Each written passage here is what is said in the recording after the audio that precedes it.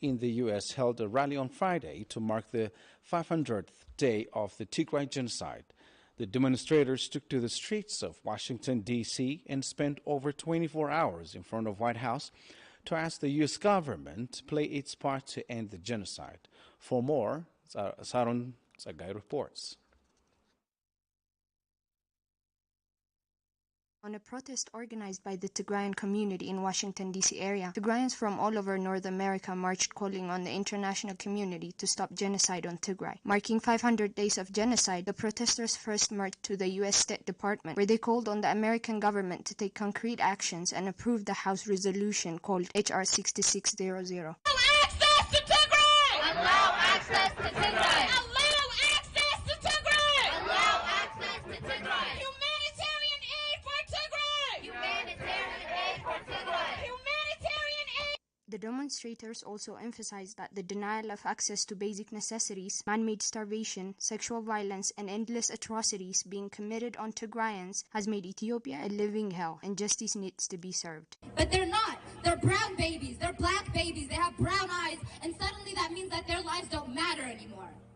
What they're going through, the suffering they experience, literally does not matter. People are starving to death. 500 days of no food. You know when you don't eat lunch and you get a headache? Do you guys get that? I'm shaking. Do you understand when you don't eat breakfast and you're a little nauseous? I'm talking about 500 days of that. 500 days of no water. They're eating leaves off of trees. The babies that are being born are deformed. Babies that were conceived by rape are being born deformed because their mothers don't have food. These are actual humans. These are mothers. These are babies. These are lives. They're not figurative people. U.S. Later that day, the Tigrayan community marched to the White House, where they urged the Biden administration to exert meaningful pressure on the Ethiopian government and its cronies to stop the suffering upon the people of Tigray and called the genocide by its rightful name. For Tigray! Justice for Tigray! Allow humanitarian aid to Tigray! Allow humanitarian aid to Tigray! Allow humanitarian aid to Tigray! Allow humanitarian aid to Tigray! Reconnect Tigray! Reconnect Tigray! Reconnect Tigray for Tigray! Humanitarian aid for Tigray! U.S. airdrop food to Tigray! U.S. airdrop medicine to Tigray! The demonstrators protested for 24 hours straight, calling on everyone to shed light on the hidden genocide. His Holiness Abuna Matthias VI, Patriarch of the Ethiopian Orthodox Church, condemned recent atrocities on Tigrayans in Benishangul Gumuz and referred to the violence on Tigrayans as a genocide. This isn't the first time His Holiness has condemned the atrocities on Tigrayans. In May of 2021, a close confidant of the Patriarch had managed to smuggle a video message from His Holiness after repeated attempts by Ethiopian officials and church leaders to suppress communication coming from the Patriarch. For more, Winta Kirana reports. Abuna Matthias, Patriarch of the Ethiopian Orthodox Church, condemned recent atrocities committed on Tigrayan civilians in Benishangul Gumuz. This statement from the Patriarch comes in light of outrage sparked by a video circulating on social media showing militia from the Amhara and Southern nationals and nationalities burning a civilian man alive. ወደ እሳት መክተት ደግሞ ወደ እንደጨት እንደማገዶ እንጨት ወደ እሳት ከነ ህይወቱ አይኑ ያየ ህይወቱ ሳያልፍ እንዳለ ወደ እሳት መክተት ደግሞ እንግዲህ ይባስ ተብሎ ደግሞ ይሄን አይተናል ደግሞ በእውነት መፈጠርን የሚያስጠላ ነው ይሄ መፈጠርን የሚያስጠላ ለምን ተፈጠርን The Patriarch made these statements in an exclusive interview with Tigray Media House, also discussing the severe impacts of the deliberate and systematic destruction of public facilities and personal wealth that has led to unimaginable suffering for civilian Tigrayans. ወተራ የተቀመጠው እህል ደግሞ እንዲበቅልና ሰው እንዳይጠቀምበት ውሃ እየጨመሩ ይሄዳሉ እንደገና ደግሞ ዱቄትን ካመድ ጋራ እየደባለቁ ሰው እንዳይጠቀምበት አበላሽተው ይሄዳሉ። ሌላው ደግሞ ከአፈር ጋራ ዱቄቱን ከአፈር ጋራ እየጨመሩ ሰው እንዳይጠቀምበት እያደረጉ ሂደዋል። ያበላሹ ሂደዋል። ከብቶቹ ተነድተዋል፣ ተወስደዋል፣ ታርደዋል። በሬዎች ሁሉ አልቀዋል። የሚችሉትን ያህል አርደው ይበልተዋል። የቀረፉትን ወደ አጓጉዘዋቸዋል። አህዮች ሳይቀሩ ወደ አስመራ ተጉዘዋል። ስፍር ቁጥር የሌላቸው አህዮች፣ ስፍር ቁጥር የሌላቸው በሬዎች፣ ላሞች፣ ፍየሎች፣ በጎች ሁሉ ወደ አስመራ ተጉዘዋል። ክሊኒኮች፣ ሆስፒታሎች፣ ትምህርት ቤቶች፣ መድኃኒት ቤቶች በጠቅላላ እንዲያው ወድመዋል። ፋክተሪዎች ሁሉ ወድመዋል። የቀረ ነገር የለም በትግራይ ውስጥ። ከሁሉ የሚያሳዝነው ቅድም እንደጠቀስኩት በጎ አድራጊዎች የሰጡትን እርዳታ የምግብ፣ የመድኃኒት እና የመሳሰሉት ነገሮች ሁሉ በመንገድ ላይ መኪኖች ተገድግደው እየተንቀጠቀጡ በጭነት ሰው በዚህ በኩል ይሞታል። ለምን? ይሄው ሰው እየረገፈ ይገኛል። በህመም የሚሞቱት፣ በረሃብ የሚሞቱት፣ በመድኃኒት እጦት የሚሞቱት ስፍር ቁጥር የላቸውም። This is the second time the Patriarch has publicly condemned the genocide on Tigray. In early 2021, a close confidant of the Patriarch was able to smuggle a video out of Ethiopia, where the Patriarch is seen condemning atrocities being committed on Tigrayans. ይህ አሁን እየተደረገ ያለው የህዝብ እልቂት በተለይ ደግሞ ሲቪሊያን የሆኑ ወገኖቻችን ወደየከተማው፣ ወደየመንደሩ፣ ወደየግለቤቱ ሰብ እየሄዱ ወጣቶቹን እየገደሉ ገድለው ደግሞ እንዳይተው እንዲያውም ወደ ገደል እየጣሉ ተገድለው እንኳን ለመቃብር ያልበቁ ለምሳሌ እንደ ማህበረዲው አይነት። In the same video, the Patriarch expressed frustration that Ethiopian officials and religious leaders were working to deny him a platform to discuss his stand on the crisis and bring light to the human suffering in Tigray. በትግራይ ክልል እየተካሄደ ያለው የአረማዊነት ስራ እንዲቆም ብዙ ጊዜ ሞክሬ አልተሳካም። ምክንያቱም ፈቃድ አልተሰጠም። እናገራለሁ፣ ይመልሱታል፣ እናገራለሁ፣ ይመልሱታል። ይሄው እስካሁን ድረስ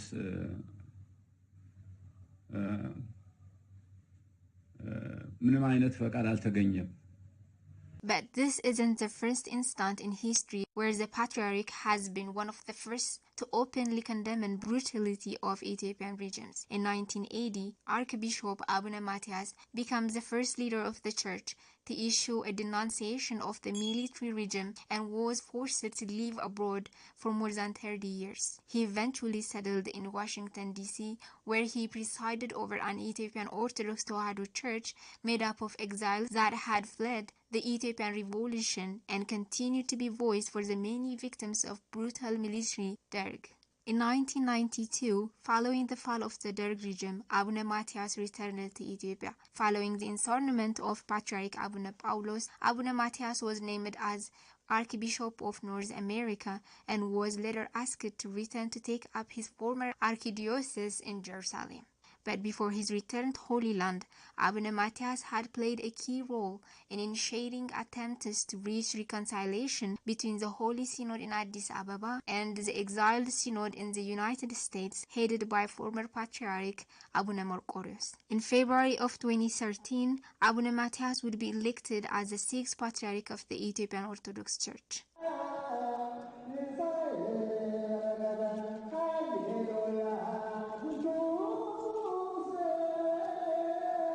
Long-time advocate for the rights and dignity of people everywhere, Abuna Matthias has once again risen as the voice of the voiceless, calling for the world to stand hand in hand for the people of Tigray.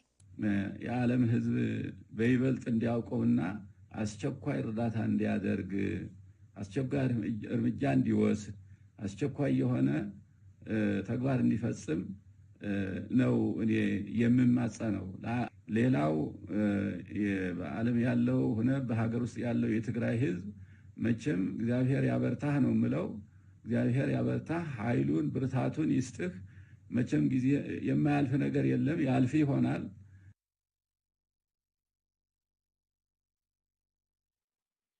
Health professionals at Maqala Hospital say the siege is having a devastating impact on their mental well-being, as thousands face the risk of death due to lack of medical supplies. Not to mention that many of these health professionals have not had a salary for well over 9 months, meaning they too are facing the brunt of this inhumane siege. For more, Aragao Gabriel Mikhail has this report. This is Mekelle Hospital. It is the second largest hospital in Mekelle and provides care for tens of thousands of patients across the state. But like many health facilities across the state, the start of conflict in November 2020 has severely limited the hospital's capacity to provide care for its patients. Systematic destruction and looting of medical equipment, in addition to an almost 9 months long siege on the region that has prevented basic medical supplies from reaching the capital, has meant that millions across the state will have to go without much needed medical supplies. The impact on the health professionals has also been devastating, with many suffering from mental as well as physical trauma. Dr. Imane Gabramedhin is a general practitioner at Mekelle Hospital. He says health professionals are using what little of their own funds they have available to purchase medication from private dealers because they are afraid of losing patients. አይነት ሓደ ሽኮር ታይፕ 1 ዲኤም ንብሎ እዩ ኢንሱሊን ተጠቃሚ እዩ Recently, I was treating a patient with diabetes type 1. His sugar level was at 22 when I first took his levels. As soon as I administered insulin, his sugar level declined immediately. It turns out he had not had breakfast that day because he had nothing to eat. We usually give our patients glucose 40% detries when something like this happened.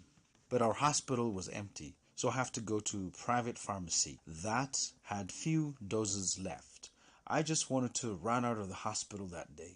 I cried a lot that day. We're not even asking for medication for complicated diseases. We're talking about basic medication necessary to treat illness that takes seconds to treat. Dr. Imane said he's worried about how health professionals may be dealing with the impact of watching patients die due to easily preventable illnesses. ሳይኮሎጂካል ኢምፓክት ክትሪኦ ከለኻ The psychological impact is immeasurable. You can't really eat or sleep. We recently lost a patient aged between 34 to 35 due to lack of medication and oxygen. It couldn't let you eat or sleep well either. I couldn't eat anything at home that day. It is very hurtful to lose a young soul with many hopes. Sister Hiyot Aragawi, a coordinator of the ART Center at Mekelle Hospital, said that the very thing that made me stressed each day is the thought of how to tell my patients about the depletion of medical supplies.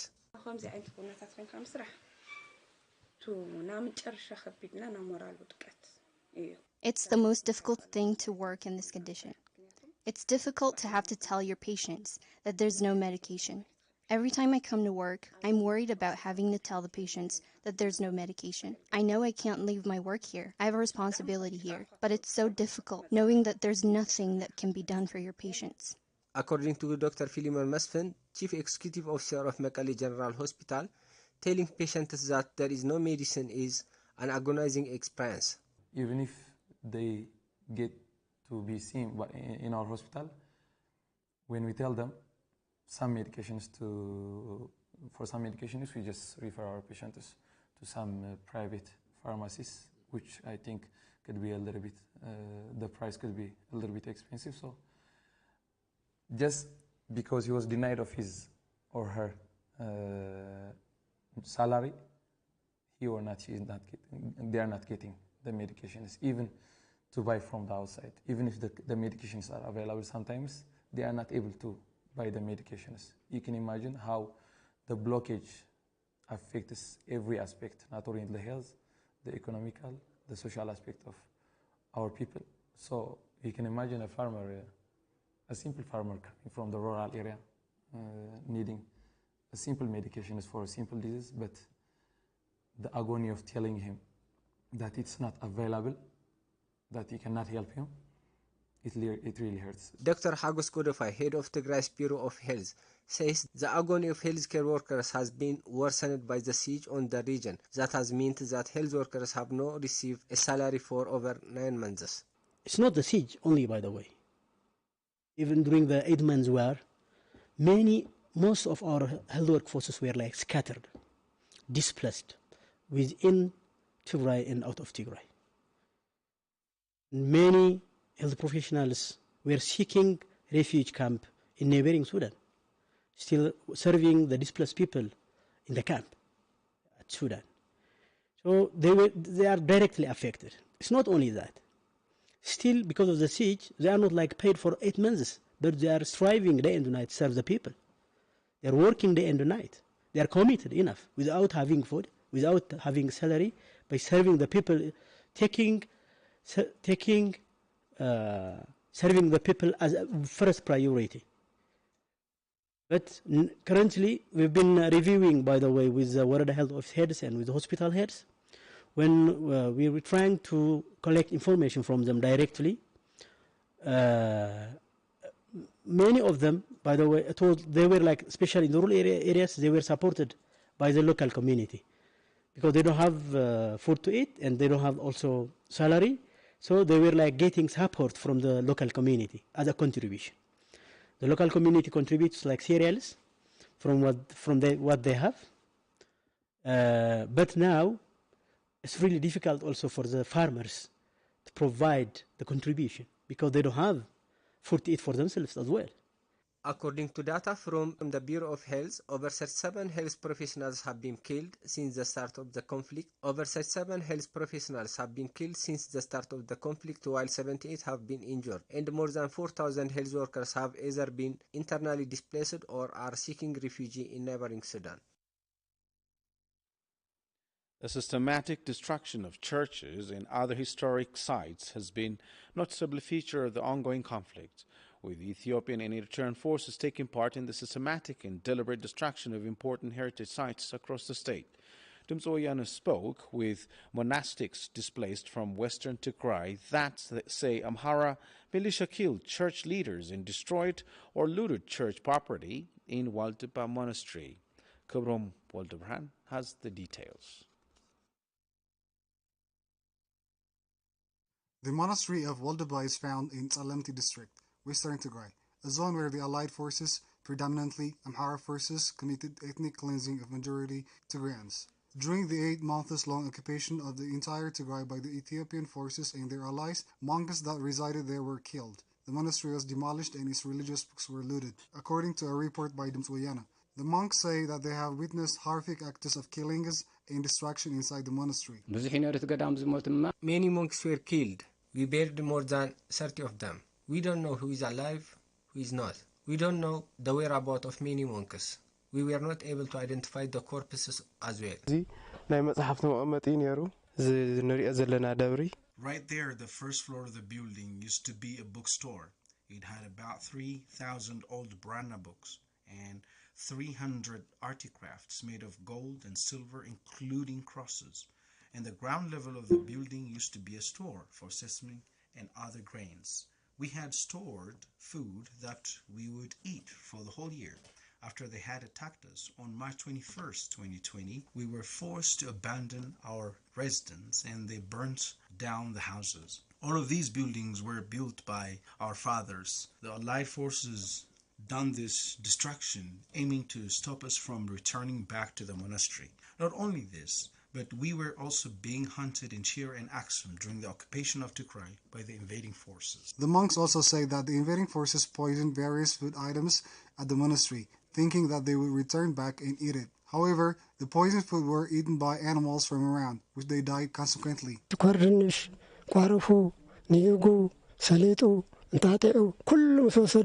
They took all the sesames, sweet potatoes, linseed, niger, and other grains. After they ate all the food, they put a poison on all that was left, because they thought we would get back from everywhere that we have been hiding. and take the poisoned grains to eat, which would have killed us. But monkeys ate it and died. As you can see, their bones are scattered everywhere. Kahso Abay, administrator of the district of Tsalemti, says that the invading forces have committed unspeakable atrocities on monks and the ancient monastery that used to give religious services and also visited by many tourists.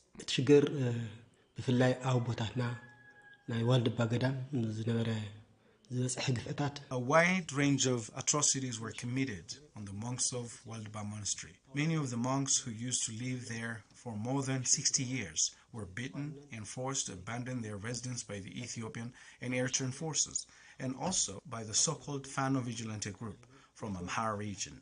Countless antiquities were also looted and destroyed. According to a report by the UN, more than 2 million people have been internally displaced, and more than 1.2 of them are from Western Tigray. Hospitals across the state have depleted medical supplies in the past 9 months, as the Ethiopian government has continued to impose on an all-encompassing siege on the region that has included a blockade on medical supplies and food aid. Our reporters visited Dohan Primary Hospital in Europe, Eastern Tigray, where, according to doctors, 45 patients have died due to lack of medical supplies. For more, Salome Taklai.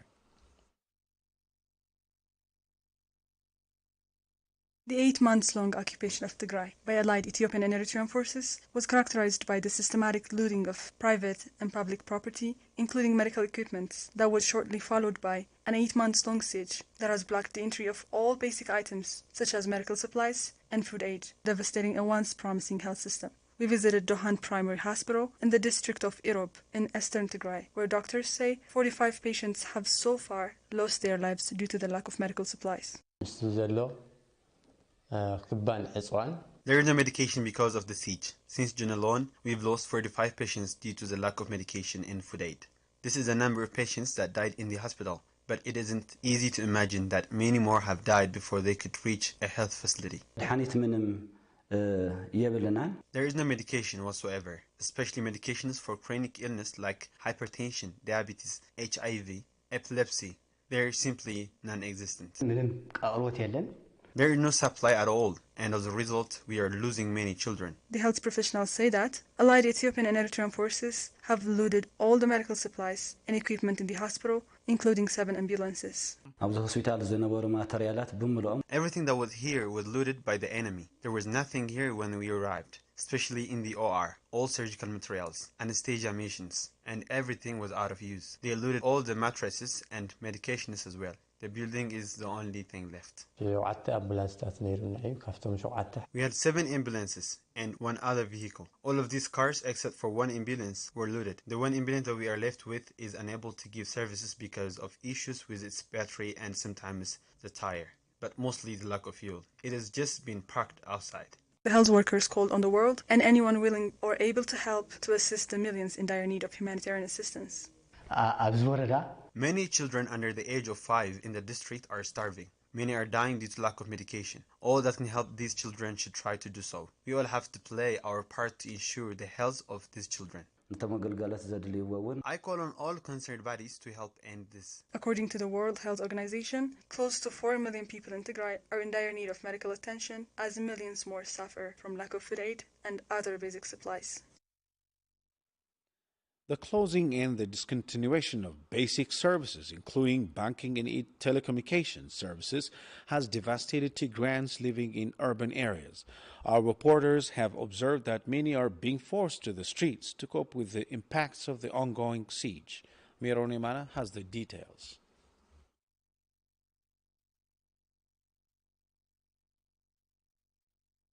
Mrs. Kandishah Gabru is one of the mothers who were exposed to severe starvation due to the war and the siege-induced famine. She explains, before the invasion, she used to engage in different jobs and take care of her family. However, she now has started begging for food with her children on the streets due to the siege, which made it impossible to generate any income for her. We were living comfortably at the time. I used to do hairdressing and generate income for my family. But now, there is no paying job. There is nothing I can do but beg for food on the streets because we had nothing to eat. Child Umay Berha and Dejan Barahi would have attended their school and advanced in education. but that has become simply a luxury for them. The man-made famine has forced them to beg as they had nothing to eat. My name is Tamay Barha. I came from Gijat. I came here to beg because there was no food back at home. I came from Gijat. I'm begging here because we have nothing to eat. The children explain that they're not getting help or donation as the other Tigrayans themselves are financially troubled at the moment and are in grave danger. Only few people give us food or money. Most people tell us that they don't have anything for themselves too. The people we beg for are also suffering. They cannot help us out. Humanitarian workers such as Mr. Barakat Mukkonen and Miss Leah Haila say that the number of people who are being forced to beg on the streets is escalating due to the siege imposed on Tigray. The number of people being starved is alarmingly increasing from time to time. At first, people were helping each other out, but as the siege intensified, the people who used to offer help are now seeking help for themselves. Everyone is suffering now.